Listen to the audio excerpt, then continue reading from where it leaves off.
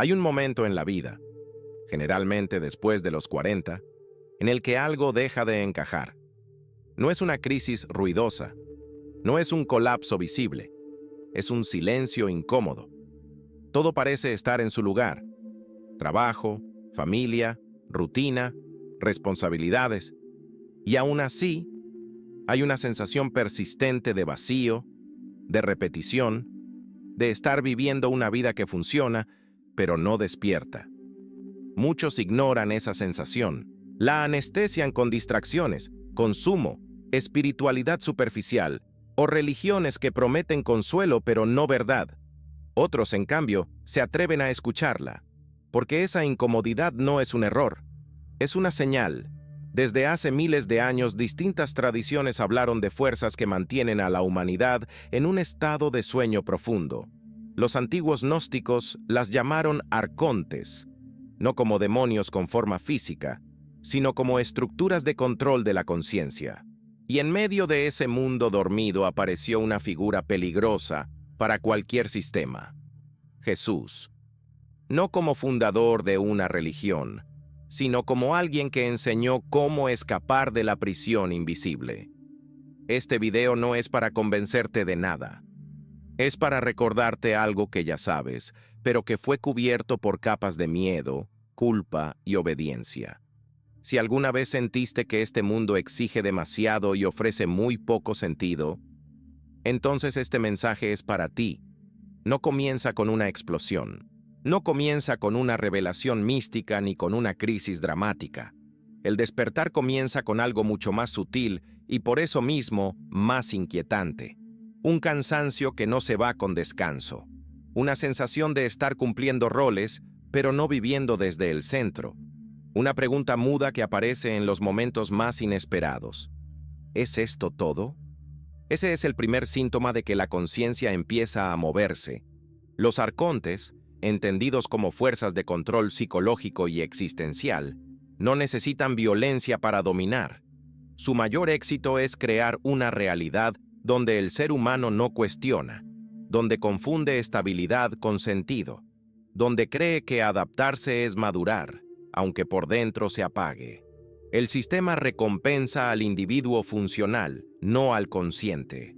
Premia al que obedece, no al que ve. Por eso, cuando este incómodo aparece, la reacción inmediata suele ser callarlo. Es solo estrés. Es la edad. Todos se sienten así. Pero no todos se sienten así. Solo quienes ya no logran mentirse del todo. Este incómodo es peligroso porque rompe el hechizo de la normalidad. Te hace notar que muchas de tus decisiones no nacieron de tu esencia, sino del miedo. Miedo a no pertenecer, a fracasar, a decepcionar, a quedarte solo. Los arcontes operan exactamente ahí. No te quitan la libertad directamente. Te enseñan a tenerle miedo. Y cuando el miedo dirige la vida, la prisión ya está completa. Este malestar silencioso es, en realidad, el llamado inicial al despertar. No te pide que destruyas tu vida, te pide que la mires con honestidad brutal, porque solo quien siente que algo no está bien puede empezar a buscar la salida. Cuando se habla de arcontes, la mente moderna suele irse a extremos: criaturas oscuras, seres externos, entidades casi mitológicas que dominan el mundo desde las sombras. Esa imagen, aunque atractiva, es también una distracción. Los antiguos gnósticos no hablaban de los arcontes como monstruos físicos, sino como principios de dominio de la conciencia, fuerzas impersonales que gobiernan la realidad material y, sobre todo, la mente humana cuando ésta permanece inconsciente. Los arcontes no crean, imitan. No tienen chispa propia, por eso dependen de la energía psíquica del ser humano. Su poder no está en la fuerza, sino en la confusión. Operan a través de sistemas que parecen normales, estructuras sociales, creencias heredadas, valores incuestionables, narrativas que se repiten hasta parecer verdad. Su lenguaje favorito no es el terror explícito, sino la normalización del absurdo. Trabaja sin sentido y agradécelo. Obedece sin comprender y llámalo virtud. Sufre en silencio y di que es lo que toca. Así funciona su dominio. Los arcontes no necesitan que el ser humano esté encadenado. Necesitan que esté ocupado, cansado y dividido internamente. Por eso atacan la atención. Por eso fragmentan el tiempo. Por eso convierten la vida en una sucesión interminable de obligaciones que dejan poco espacio para la introspección profunda.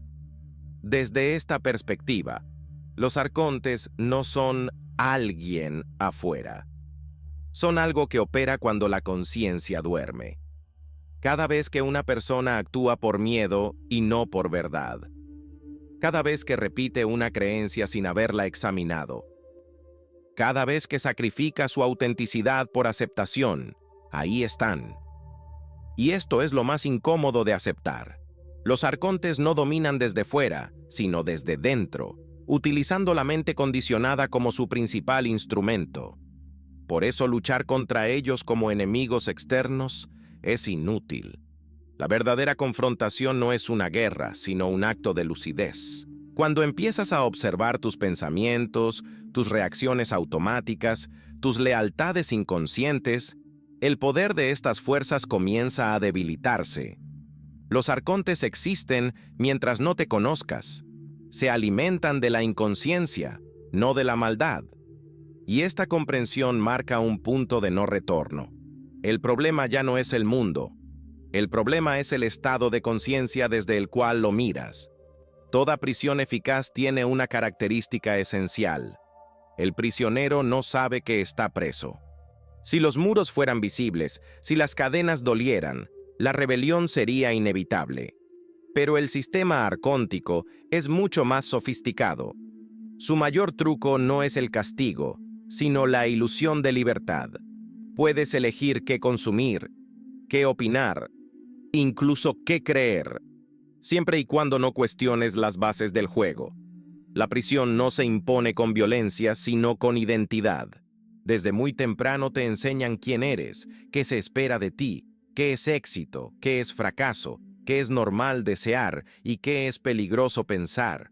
Y tú aceptas, no porque seas débil, sino porque necesitas pertenecer. Así se construye la celda más perfecta, una vida que parece elegida, pero fue programada. Trabajas para sostener un sistema que te agota. Te defines por roles que no elegiste conscientemente. Persigues metas que, al alcanzarlas, dejan un vacío inexplicable. Y cuando ese vacío aparece, la prisión ofrece anestesia, entretenimiento constante, ruido, consumo, espiritualidades de moda que prometen paz sin transformación. El mayor truco no es hacerte sufrir, es hacerte olvidar que podrías vivir de otra manera. Los arcontes operan manteniendo la atención hacia afuera. Problemas, enemigos, comparaciones, culpas. Todo sirve, mientras no mires hacia adentro con honestidad radical. Porque el momento en que una persona se sienta en silencio y se pregunta, ¿quién soy? Más allá de mis roles, mis miedos y mis historias, la estructura empieza a resquebrajarse. Por eso el sistema teme al silencio profundo, teme a la soledad consciente, teme al individuo que ya no necesita aprobación para existir. La prisión no está en el trabajo, ni en el dinero, ni siquiera en la sociedad. Está en la identificación inconsciente con todo eso. Crees que eres tu nombre, crees que eres tu historia, crees que eres tus errores y tus logros, y mientras creas eso, seguirás girando dentro del mismo laberinto, aunque cambien los decorados. El truco final es este: convencerte de que no hay salida. Pero la salida siempre estuvo ahí. No es una puerta externa. Es un acto interno de desidentificación. Ver la prisión como prisión ya es empezar a salir.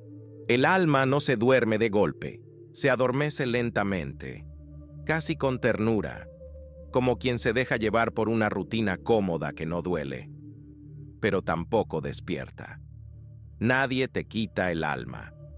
La vas entregando en pequeñas concesiones diarias. Cuando renuncias a una verdad interna para evitar un conflicto. Cuando reprimes una intuición porque no es práctica. Cuando aprendes a callar lo que sientes para encajar. Así comienza el sueño. El alma adormecida no es una alma muerta. Es una alma desconectada de su origen. Sigue ahí, esperando, observando en silencio cómo la personalidad toma el control total de la vida. La personalidad, ese conjunto de máscaras necesarias para sobrevivir, termina ocupando todo el espacio. Se vuelve rígida, defensiva, temerosa. Vive reaccionando, no creando. Los arcontes no necesitan apagar el alma. Les basta con que la personalidad gobierne sin supervisión. Por eso el mundo moderno exalta la velocidad, la productividad y la adaptación constante. Todo lo que impide el contacto profundo con uno mismo favorece el adormecimiento. Una alma despierta hace preguntas incómodas. Una alma despierta no acepta verdades prefabricadas. Una alma despierta recuerda que la vida no es solo supervivencia, pero el sistema necesita individuos previsibles. Por eso convierte la repetición en virtud y la introspección en lujo. El alma adormecida comienza a vivir en piloto automático. Los días se parecen entre sí. El tiempo pasa rápido. Las emociones se vuelven planas o exageradas, sin profundidad. Aparece una tristeza sin causa aparente, un enojo difuso, una nostalgia de algo que no se sabe nombrar. Esa nostalgia no es por el pasado, es por ti mismo. El alma recuerda lo que la mente olvidó, que viniste a experimentar, a comprender, a despertar conciencia, no solo a cumplir funciones. Y aquí hay una verdad difícil de aceptar. Muchas personas pasan toda la vida sin despertar del todo.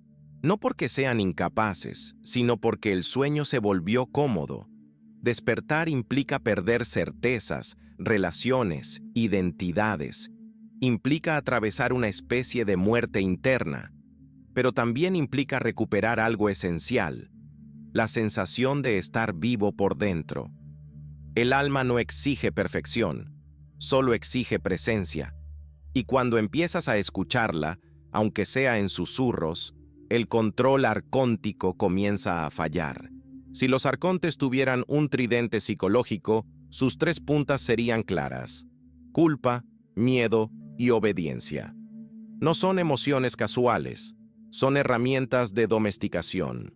La culpa te convence de que hay algo defectuoso en ti, no por lo que haces, sino por lo que eres. Te hace sentir en deuda permanente, necesitado de perdón, aprobación o redención externa. Un ser culpable no cuestiona. Un ser culpable obedece esperando alivio. El miedo, por su parte, reduce la conciencia. Cuando tienes miedo, no exploras, te defiendes. No ves el todo, ves amenazas. El miedo estrecha la percepción y convierte la supervivencia en prioridad absoluta. Y una conciencia atrapada en la supervivencia es fácil de dirigir. La obediencia aparece como consecuencia natural. Obedecer da una falsa sensación de seguridad. Si sigo las reglas, estaré a salvo. Así, la libertad se intercambia por protección. Desde niños aprendemos esto: portarse bien, no hacer preguntas incómodas, aceptar la autoridad sin comprensión. Con el tiempo, la obediencia deja de ser externa y se vuelve interna. Ya no hace falta que nadie vigile. La voz que controla vive dentro de la mente. No pienses eso. No sientas eso. No te salgas del camino. Los arcontes no necesitan dictadores visibles cuando cada individuo se autocensura. La religión, cuando es manipulada, se convierte en una de las herramientas más eficaces para este triángulo. No porque la espiritualidad sea falsa, sino porque puede ser distorsionada. Se reemplaza la experiencia directa de lo sagrado por dogmas. Se reemplaza la conciencia por normas. Se reemplaza la verdad interna por autoridad externa. Así, el ser humano aprende a temer a la vida, a su cuerpo, a su deseo, a su pensamiento crítico. Pero hay algo que el sistema no puede controlar del todo. El momento en que una persona se da cuenta de que su culpa no le pertenece. Cuando entiendes que el miedo fue sembrado. Cuando ves que la obediencia fue entrenada. Ese reconocimiento no elimina el miedo de inmediato, pero le quita su poder absoluto. La culpa se disuelve cuando te miras con honestidad y compasión. El miedo se transforma cuando lo atraviesas en lugar de huir. La obediencia se rompe cuando eliges comprender antes que acatar. Y en ese punto, algo cambia para siempre. Ya no eres un súbdito interior. Todo sistema de control necesita una autoridad suprema que no pueda ser cuestionada. No basta con leyes, castigos o normas sociales. Hace falta algo más profundo, una figura sagrada que legitime la sumisión. Así nace el falso dios del sistema. No se trata de una divinidad real, sino de una imagen distorsionada de lo divino, creada para mantener al ser humano pequeño, culpable y dependiente. Un Dios que vigila, castiga, exige obediencia ciega y promete salvación solo a cambio de sometimiento. Este falso Dios no libera, administra miedo, te observa desde fuera, no desde dentro. Te juzga, pero no te transforma. Te exige fe, pero no conciencia. Y aquí está el engaño más profundo. Muchas personas creen que rechazar este Dios es rechazar lo espiritual. Entonces oscilan entre dos extremos igualmente controlables: la obediencia religiosa o el vacío nihilista. Ambos sirven al mismo sistema. El falso Dios necesita intermediarios, sacerdotes, instituciones, dogmas, jerarquías. Necesita que alguien te diga qué pensar, cómo vivir, cuándo eres digno y cuándo no. Porque si descubrieras que lo sagrado no está fuera, sino vivo dentro de ti, el edificio entero se derrumbaría. Este Dios falso separa, divide el cuerpo del espíritu, divide el deseo del amor, divide la vida cotidiana de lo sagrado. Te hace creer que para tocar lo divino debes negarte a ti mismo, reprimir tu naturaleza, desconfiar de tu intuición. Pero un Dios que te odia por ser humano no puede ser fuente de verdad. El sistema arcóntico utiliza esta imagen para reforzar la culpa y la obediencia. Eres indigno. Eres débil. No sabes. Obedece. Y así la persona entrega su poder interno a una autoridad externa, esperando ser salvada de sí misma. Sin embargo, hay una grieta en esta estructura. Una verdad que no puede ser borrada del todo. Lo auténticamente divino no esclaviza. No exige humillación. No se alimenta del miedo. No necesita templos de piedra cuando el templo vivo está en la conciencia. El falso Dios del sistema quiere súbditos. Lo real quiere seres despiertos. Y cuando esta diferencia se vuelve clara, comienza una ruptura silenciosa, pero irreversible. Porque ya no puedes volver a adorar algo que reconoces como herramienta de control.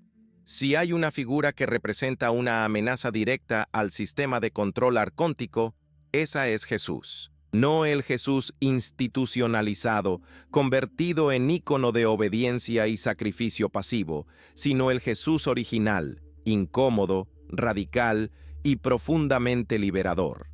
Su mensaje no estaba diseñado para fundar una religión, estaba diseñado para despertar conciencias. Jesús no hablaba a masas para que lo adoraran, hablaba a individuos para que recordaran quiénes eran.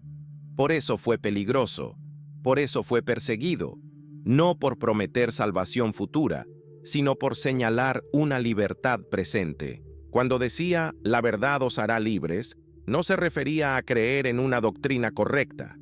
Hablaba de una comprensión interna que rompe la ilusión, una verdad vivida, no memorizada. Jesús no enseñaba obediencia ciega, enseñaba discernimiento. No decía, síganme porque soy especial. Decía, hagan lo que yo hago. Su mensaje central era simple y devastador para cualquier sistema de control. El acceso a lo divino no necesita intermediarios. Por eso hablaba en parábolas. No para confundir, sino para que solo quien estuviera realmente despierto pudiera comprender. El conocimiento no se entrega a la mente dormida, se revela a la conciencia atenta. Jesús cuestionó abiertamente a las autoridades religiosas de su tiempo. No por rebeldía, sino porque habían convertido lo sagrado en un mecanismo de poder. Habían reemplazado la experiencia directa por normas, castigos y jerarquías, y eso no podía ser tolerado. Con el tiempo, su mensaje fue domesticado. Se cambió el despierta por obedece. Se cambió el conócete por cree. Se cambió la libertad interior por la promesa de una salvación postergada. Así, lo que nació como un camino de emancipación se transformó, en muchos casos, en otra capa de la prisión. Pero el mensaje original nunca desapareció del todo. Sigue ahí, incómodo, vivo, esperando ser escuchado más allá del dogma. Y quien lo escucha de verdad, ya no puede seguir dormido. Esta frase, aparentemente simple, es una de las más subversivas jamás pronunciadas. No porque prometa consuelo, sino porque desmantela toda estructura de control espiritual desde su raíz. El reino está dentro de vosotros. No mañana. No después de la muerte. No a través de una institución. Dentro. Con estas palabras, Jesús retiró el poder a templos, jerarquías y mediadores. Señaló algo que el sistema no podía permitir que se comprendiera plenamente. La fuente de lo sagrado no está fuera del ser humano. Si el reino está dentro, entonces nadie puede otorgártelo. Si está dentro, no puede ser vendido, regulado ni condicionado. Si está dentro, el acceso depende solo de tu nivel de conciencia. Por eso esta enseñanza fue reinterpretada, suavizada o directamente ignorada durante siglos. Era demasiado peligrosa para un mundo basado en obediencia y culpa. El reino no es un lugar físico, es un estado de conciencia, un estado donde la mente deja de estar fragmentada por el miedo, donde la identidad falsa pierde su dominio, donde el individuo recuerda su conexión con algo más profundo que el ego. Acceder a ese reino no requiere rituales externos, sino una transformación interna. Una muerte simbólica de la personalidad condicionada y un renacimiento de la conciencia despierta. Este es el punto donde muchos se detienen, porque mirar hacia adentro no es cómodo. Dentro no solo hay luz, hay sombras, heridas, contradicciones, verdades que preferiríamos no ver. Pero el reino no se alcanza evitando la oscuridad, sino atravesándola con lucidez. Los arcontes temen este viaje interior más que cualquier rebelión externa, porque una persona que se conoce ya no es manipulable con facilidad, ya no se define solo por el miedo, la culpa o la necesidad de aprobación. Cuando descubres el reino interno, el mundo externo sigue ahí, pero ya no te gobierna por completo. Participas, pero no te pierdes. Cumples roles, pero no te confundes con ellos. Esta comprensión no te vuelve superior, te vuelve libre por dentro. Y esa libertad es silenciosa, pero contagiosa. El reino dentro de ti no necesita permiso para existir, solo necesita que despiertes y lo reconozcas. Hay una diferencia abismal entre creer algo y conocerlo, y esa diferencia define si una persona vive libre o domesticada. La creencia es cómoda, no exige transformación, solo aceptación. Puedes creer sin cambiar, puedes creer y seguir dormido. El conocimiento, en cambio, es peligroso, porque cuando realmente sabes algo, ya no puedes vivir como antes. Los sistemas arcónticos prefieren creyentes, no conocedores. El creyente delega su poder, el conocedor lo asume. Creer es repetir una idea aprendida. Conocer es una experiencia interna que reordena la conciencia. Por eso tantas estructuras fomentan la fe ciega y desconfían de la gnosis, del saber directo. Porque el conocimiento auténtico no necesita intermediarios ni permisos. Cuando crees, dependes. Cuando conoces, te responsabilizas. Jesús nunca pidió creencia pasiva, pidió comprensión. Quien tenga oídos para oír, que oiga. No hablaba a la mente que acumula dogmas, sino a la conciencia que observa, siente y despierta. La creencia aprisiona cuando se vuelve identidad. Yo soy esto porque creo esto, y cualquier cuestionamiento se vive como amenaza. El conocimiento libera porque no se aferra, se expande. Los arcontes utilizan creencias rígidas para dividir, controlar y predecir el comportamiento humano. Una persona definida por sus creencias es fácil de manipular emocionalmente. En cambio, quien ha probado la verdad en su interior ya no necesita defender ideas. Vive desde una certeza silenciosa que no requiere validación externa. Esto no significa rechazar todo, significa examinarlo todo. El conocimiento real no se opone a la duda, nace de ella. La duda honesta es el inicio del despertar. Cuando te permites no saber, el espacio interno se abre. Y en ese espacio, algo más profundo puede revelarse. La prisión necesita respuestas cerradas. La conciencia despierta, vive de preguntas vivas. Por eso, el paso del creyente al conocedor es uno de los actos más radicales que un ser humano puede hacer. Y una vez dado, ya no hay vuelta atrás. Este es quizá el punto más incomprendido y más temido del camino. No porque sea oscuro, sino porque exige una renuncia profunda. Morir antes de morir no habla del cuerpo, habla de la identidad falsa, habla de dejar morir la imagen que construiste para sobrevivir, el personaje que aprendió a agradar, a protegerse, a adaptarse, la historia que te cuentas sobre quién eres y quién no puedes ser. Mientras esa identidad gobierna, la conciencia permanece limitada, porque el personaje vive del pasado y del miedo al futuro. Morir antes de morir es permitir que esa estructura se disuelva conscientemente, en vida, sin violencia, pero con una honestidad implacable. No es un acto heroico, es un proceso silencioso y muchas veces solitario. Implica aceptar que muchas de tus decisiones no nacieron del amor, sino del miedo. Implica ver cómo tu ego buscó seguridad incluso a costa de tu verdad interna. Por eso este proceso asusta, porque el ego confunde su disolución con la aniquilación total. Pero lo que muere no es lo esencial, lo que muere es lo que nunca fuiste. Las antiguas tradiciones sabían esto. Por eso hablaban de iniciación, de muerte simbólica, de atravesar el desierto interior. Sin esta muerte previa, la muerte física llega con terror. Con ella, en cambio, llega con comprensión. Los arcontes temen profundamente este proceso. Una persona que ha muerto psicológicamente ya no es controlable mediante promesas o amenazas, ya no reacciona desde la herida, sino desde la presencia. Después de esta muerte interna, algo se reordena. Las prioridades cambian, las máscaras pesan, la superficialidad se vuelve insoportable.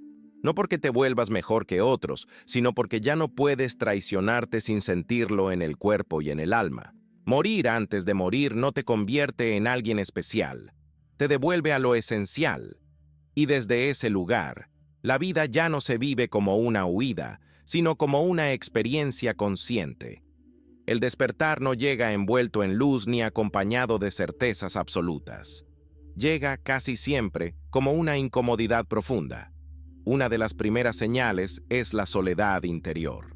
No porque estés aislado, sino porque ya no encajas del todo en conversaciones superficiales, en dinámicas repetidas, en entusiasmos que antes parecían suficientes. Empiezas a sentirte extranjero en lugares que siempre fueron familiares. Otra señal clara es la pérdida de antiguas certezas. Ideas que antes te daban seguridad comienzan a resquebrajarse. Creencias heredadas ya no convencen. Autoridades que antes respetabas ahora te generan preguntas. Esto puede provocar ansiedad, porque la mente ama lo conocido, incluso cuando lo conocido limita. También aparece una sensibilidad mayor. Sientes más, percibes más. El ruido te cansa. La mentira, propia y ajena, se vuelve evidente. Ya no puedes ignorar lo que antes pasabas por alto. Muchos confunden este estado con depresión o crisis de mediana edad. Pero hay una diferencia sutil y crucial. La depresión apaga, el despertar incomoda, pero afina. Empiezas a valorar el silencio, a necesitar espacios de soledad consciente, no para huir del mundo, sino para escucharte sin interferencias. Otra señal es el desapego gradual de identidades antiguas. Roles, títulos, expectativas sociales pierden peso. No desaparecen de inmediato, pero ya no definen quién eres en lo más profundo. Aparece también una compasión diferente, no ingenua, sino lúcida. Comprendes que muchas personas actúan desde el miedo y el condicionamiento. Esto no justifica todo, pero cambia tu mirada. Dejas de reaccionar automáticamente. Y quizá la señal más clara, ya no puedes volver a dormir del todo.